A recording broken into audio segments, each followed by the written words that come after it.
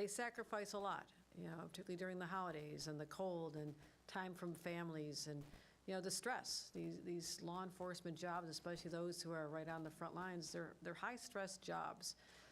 And they often have to see people in difficult, challenging circumstances or go to a crime scene and witness, what many of us would have a real problem understanding and comprehending and adapting to. So I always tip my hat to the men and women who have chosen this form of public service. It is incredible. So always grateful to check in on them. And I'd like to talk about some progress, though. Our ongoing mission since I first became governor, and crime was escalating in numbers that we had not seen in a long time. It was a frightening time back in 2021, coming through the final months of the pandemic, but everything was kind of set off kilter.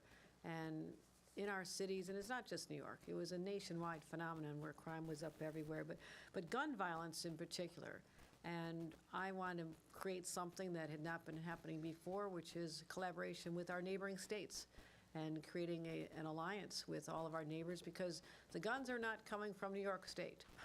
We don't make them here, most of them.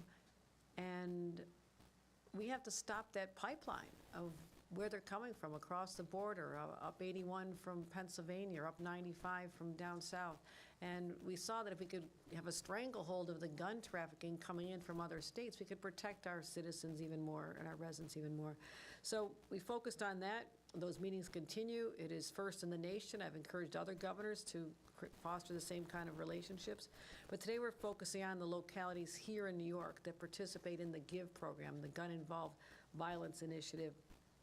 And we've partnered with more than 24 police agencies. And as I mentioned, the gun crimes are down to record lows. And if you had asked me a few years ago if I'd be able to say that today, I would have said, I'm not sure, because the trend was going upward. How you go from an upward trajectory to now having record lows is something we want to talk about today.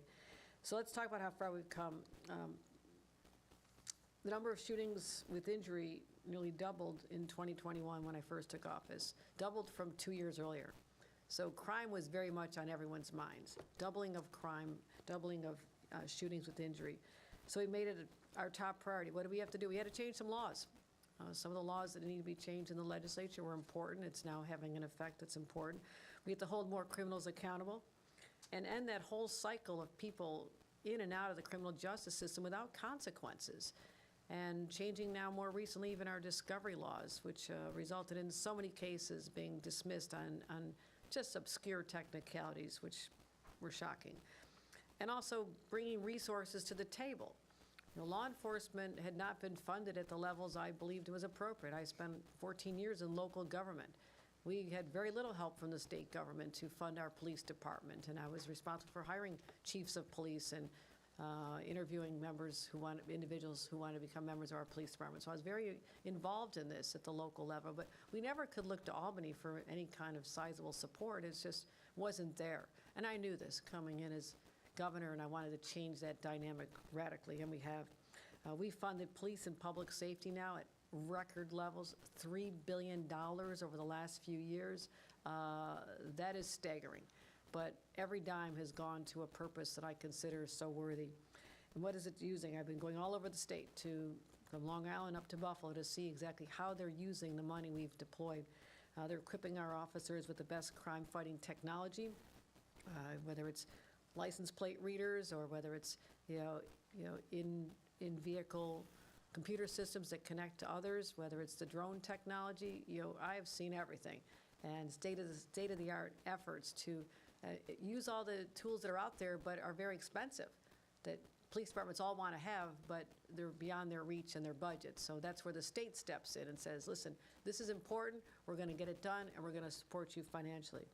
But also strengthening our network of crime analysis centers, which is where we are today, as well as bolstering our anti-violence organizations, our local boots on the ground community organizations that sometimes have members who've been through the system themselves, and they have a story to tell. They are the trusted people that can go into a community and talk to young people about finding a different path in their lives and not going down the path that they had gone on. So that is a powerful tool that we use in all over the state, and I'm really proud of the work they do there as well. And we more than doubled the funding to the GIVE initiative, and that expanded to 8 additional police departments, 4 more counties. So we now provide funding to 28 law enforcement agencies in 21 counties. As I mentioned, that can help hire more personnel, pay for overtime, enhance the training. So let's talk about Albany. Over $5 million in additional funds to support this, and across the board, we're making real progress here. So what are we looking at? Hotspots policing. I just saw examples of this on the big board in the Crime Analysis Center, and saw where they can track on a map where the hotspots are occurring over time, and they shift. People on the street understand that there's a lot of surveillance in an area. They may go somewhere else. Where are they going next? We can track that literally on these maps and send more resources and attention to those areas. A focused deterrence, and again, the street outreach. And let's take a look at the numbers, because they are quite remarkable. Shootings with injury, down 60% since 2021. Gun-related homicides, down 58% since 2021. Last year, we had the lowest number of shootings on record. Let me repeat that.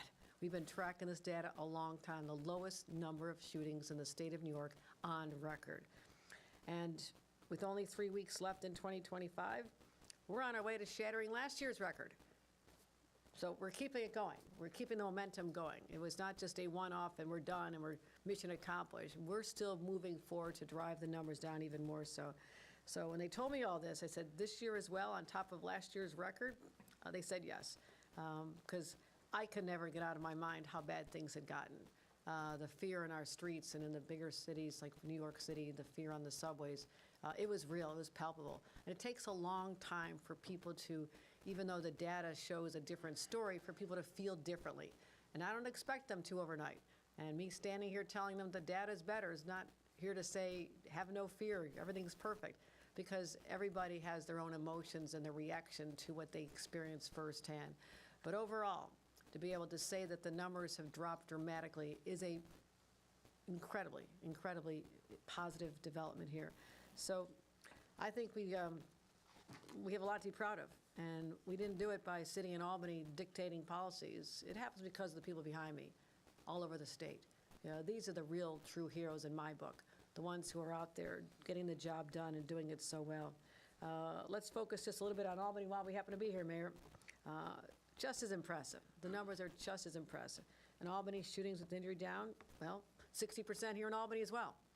And reflect on these numbers, what it means is there's a lot more people going to enjoy the holidays, not visiting a loved one who was shot in a hospital, who's now in a hospital bed, or even worse, having to go to a wake or a funeral home instead of having that person at their holiday dinner. This is what it means. These are real people's lives that are still there because we made a real difference. And I hope that the people who have dedicated themselves to this cause, and it is a cause, have a sense of at least some satisfaction to know that New Yorkers sleep better at night, knowing that the men and women in uniform and all the agencies and the support system around them are working for them. We sleep better at night. So people are able to spend their holidays with families as we approach that season. It's sometimes a disruptive, scary time for people, a lot of loneliness, people with mental health challenges. It's high stress when your life is not what you thought it was going to be. And that's where I think the state has an important role to help people with mental health challenges who are on the streets, who are out there still looking for that support, and that's important to me as well. But let's today take a look at this progress and know that one crime victim is one too many, but when it comes to public safety, we're just leaning further into what works, the proven strategies, and looking forward to announcing more initiatives in next year's budget. So we won't telegraph our budget yet. Still working on it. A lot of numbers, but let's keep building on the momentum. Whether you live in Albany or Auburn or Buffalo or Binghamton or Long Island or the North Country, our job is to keep you safe. And there's one person who's dedicated his life to that experience here in the city of Albany. We're fortunate to have him. Chief Cox, I want to bring him up to speaker. And you've made the Albany PD a national model in community policing. And that is something we're all enormously proud of. So let's hear it from the Chief of Police and thank him for his service.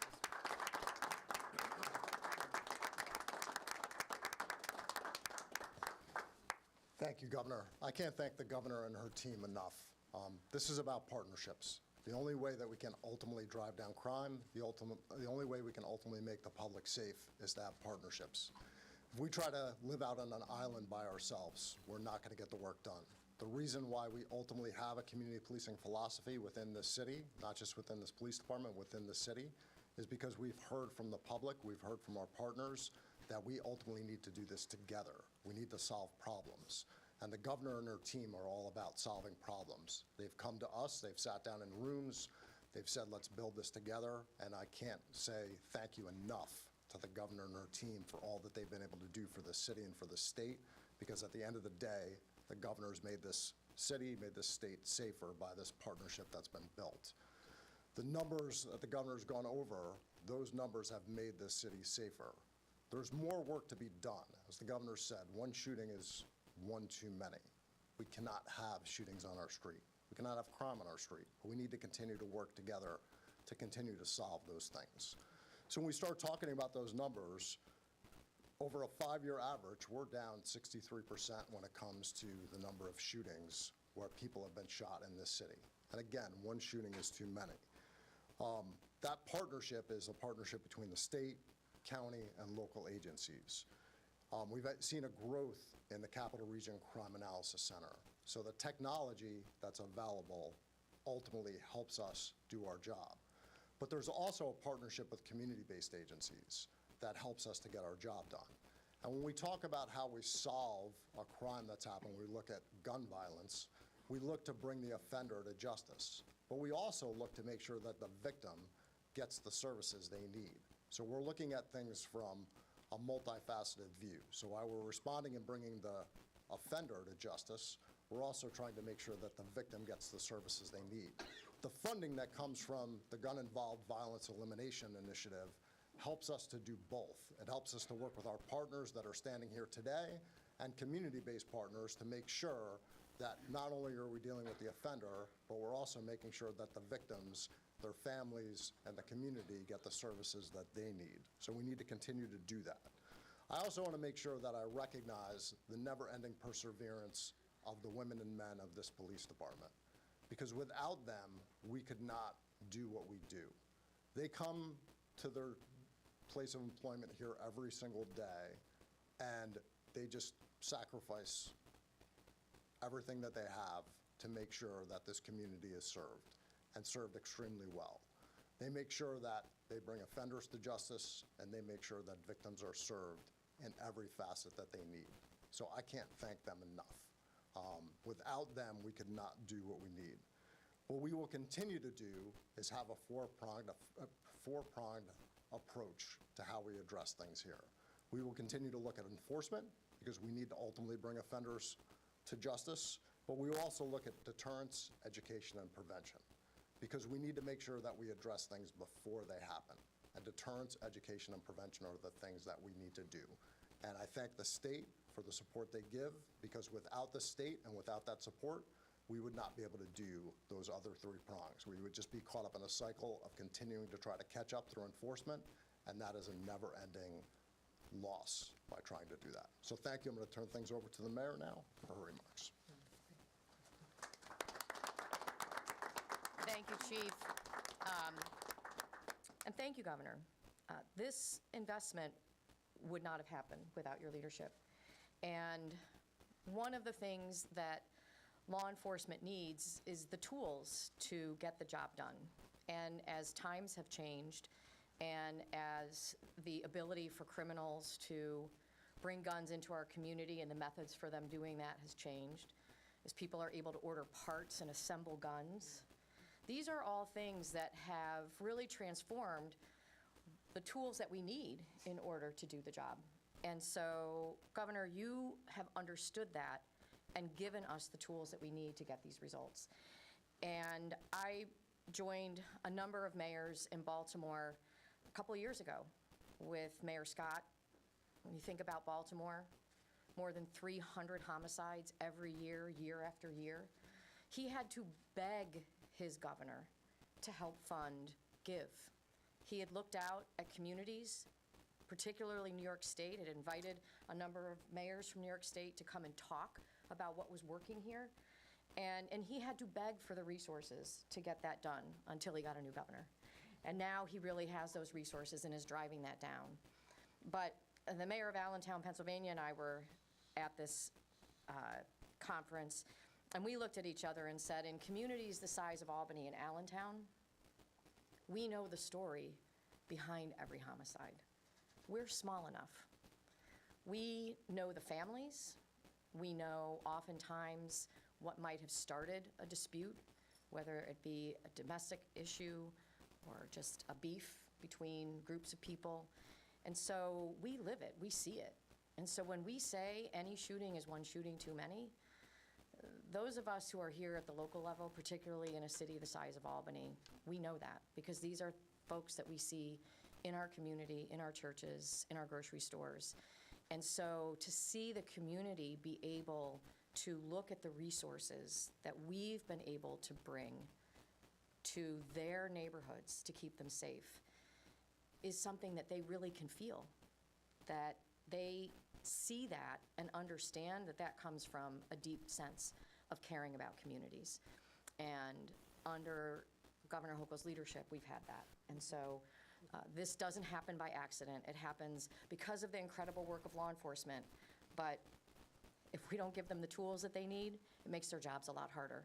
You've given them the tools that they need. You will continue to invest in them, and we will continue to work towards safer communities. So thank you for your All right, leadership. thank you, Mayor. Appreciate you.